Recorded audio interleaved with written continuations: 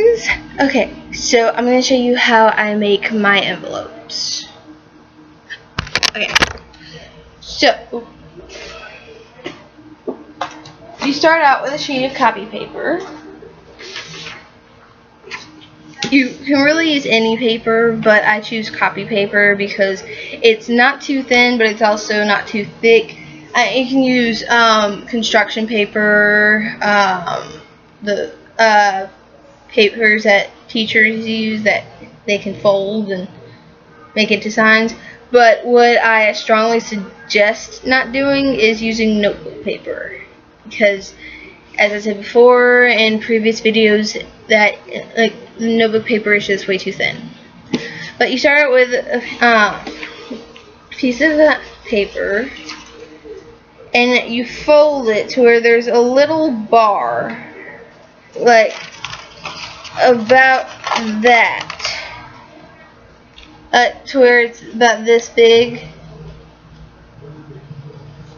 and from there, and it's okay if you don't get it at the first time, because especially if you're a beginner at crafting, it'll be a little tough. But from there, you make sure it's even, and you fold the sides down. You fold them down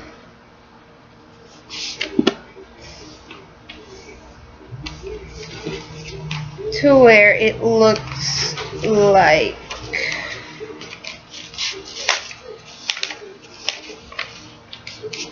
this, like almost like a trifold. And then you paste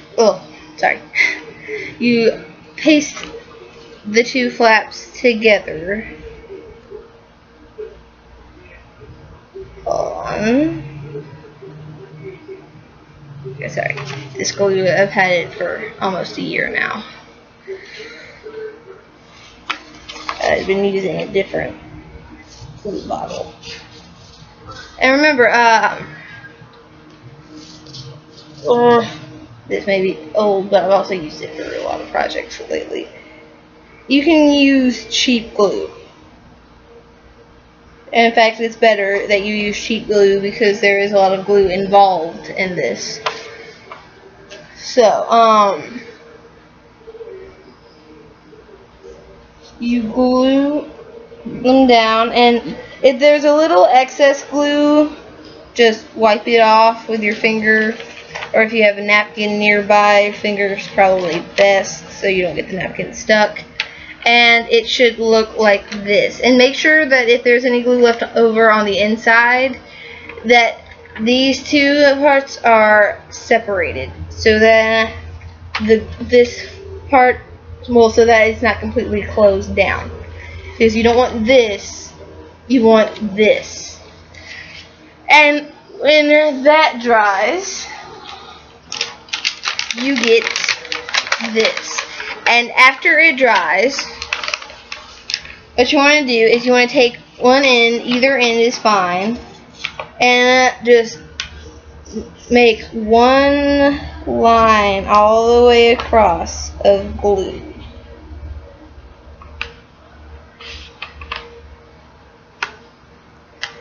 And press it together. And in this case, if you've got leftover glue, that's fine. Just take it off of your fingers, just like scrape it off of your fingers, and use it to make sure that the ends are pasted. And you can use a paper towel to wipe the excess glue off of your fingers. But after that dries, you have this. So what you want to do with this is you want to take this top, and you can use anything just as long as it's big enough to go behind this.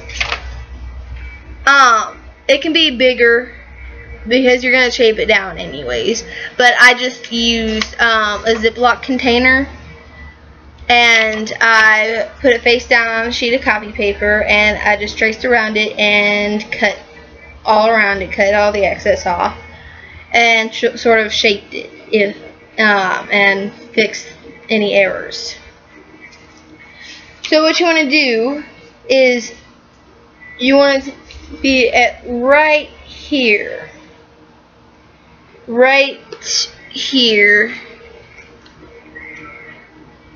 and the top flap, and trace a line all the way across of glue, and then go all the way across at the bottom of it and do one line all the way through. So it'll look like this, if you can see it. Those three lines, kind of like a little box. And you're going to take what you got here, and you can either use it to press down,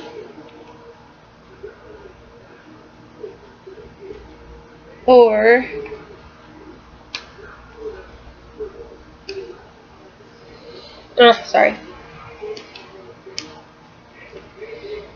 you can just take it, press it down, or you can take the flap and press it down to it. Either way, the flap is going to be pressed down onto the envelope.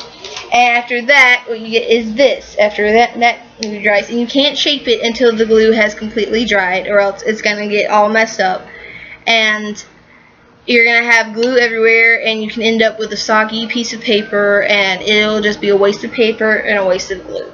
So just wait till it dries. Be patient. So after that, you're going to take some scissors, and you're going to shape it to match the actual envelope.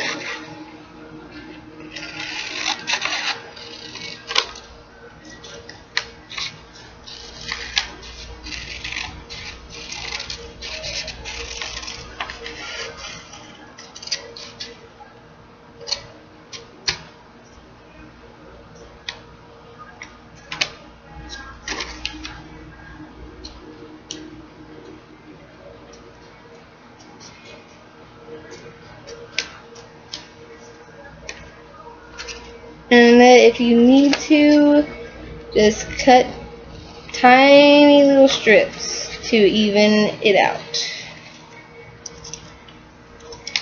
And when you're finished,